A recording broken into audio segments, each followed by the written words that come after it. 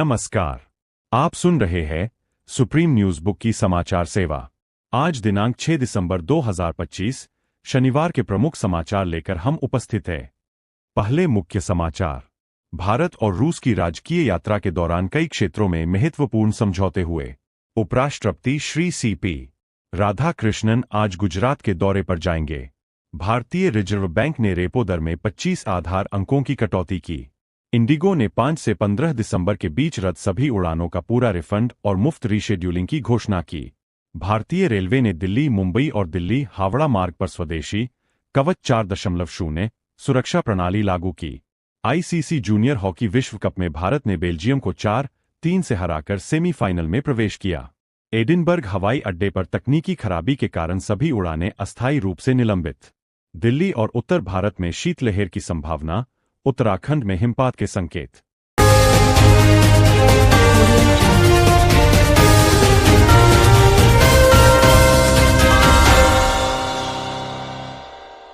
आप सुन रहे हैं सुप्रीम न्यूज बुक का मॉर्निंग बुलेटिन।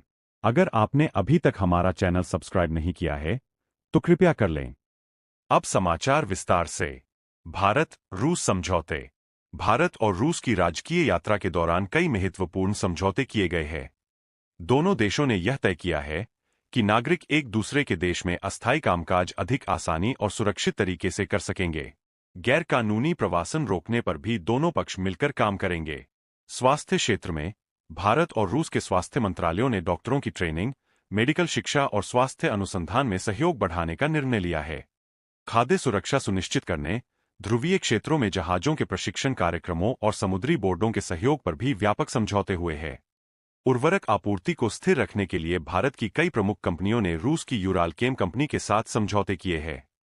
इसके साथ ही व्यापारिक सुगमता बढ़ाने के लिए सीमा शुल्क विभागों और डाक सेवाओं के बीच भी नई साझेदारियां स्थापित की गई है। शिक्षा और अनुसंधान के क्षेत्र में पुणे के रक्षा उन्नत प्रौद्योगिकी संस्थान, मुंबई विश्वविद्यालय और रूस के प्रमुख संस्थानों के बीच नई साझेदारियां की गई है।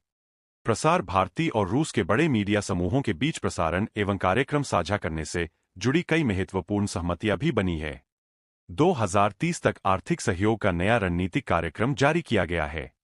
रूसी नागरिकों को भारत की ओर से 30 दिन का मुफ्त ई-पर्यटक वीजा देने की घोषणा की गई है। उपराष्ट्रपति का गुजरात दौरा। उपराष्ट्रपति श्री सीपी राधाकृष्णन आज गुजरात के दौरे पर जाएंगे। पदभार ग्रहण करने के बाद यह उनका पहला राज्य दौरा होगा। वे स्टैच्यू ऑफ यूनिटी में सरदार वल्लभ भाई पटेल की 150वीं जयंती समारोह के समापन कार्यक्रम में मुख्य अतिथि होंगे। आरबीआई की मौद्रिक नीति। भारतीय रिजर्व बैंक ने रेपो दर में 25 आधार अंक की कटौती कर इसे 5.25% कर दिया है। जीडीपी वृद्धि दर का अनुमान बढ़ाकर 7.3% कर दिया गया है। आरबीआई गवर्नर शक्तिकांत दास ने कहा है कि रुपये में अस्थिरता पर करीबी निगरानी रखी जा रही है। इंडिगो उड़ानें रिफंड घोषणा। डीजीसीए के नए क्रू मैनेजमेंट नियमों के कारण कई उड़ानों के रद्द होने और देरी के बाद इंडिगो ने 5 से 15 दिसंबर के बीच की सभी रद्द उड़ानों के लिए पूरा रिफंड और मुफ्त पुनर्निर्धारण की सुविधा दी है। भारतीय रेल नई सुरक्षा प्रणाली। रेलवे ने देश के 2 सबसे व्यस्त मार्गों दिल्ली मुंबई और दिल्ली हावड़ा पर स्वदेशी कवच 4.0 feet automatic train protection system लागू कर दिया है। यह प्रणाली ट्रेन टक्कर रोकने और सुरक्षा बढ़ाने के लिए विकसित की गई है। महापरिनिर्वाण दिवस। आज 6 दिसंबर को संविधान निर्माता डॉ. भीमराव आंबेडकर की पुण्यतिथि पर देश भर में महापरिनिर्वाण दिवस मनाया जा रहा है। अब खेल समाचार। आईसीसी जूनियर हॉकी विश्व कप में भारत ने बेल्जियम को 4-3 से हराकर सेमीफाइनल में प्रवेश कर लिया है। सेमीफाइनल मुकाबला भारत और जर्मनी के बीच कल 7 दिसंबर को खेला जाएगा। भारतम दक्षिण अफ्रीका ओडीआई श्रृंखला आज निर्णायक मोड़ पर है। श्रृंखला 1-1 की बराबरी पर है।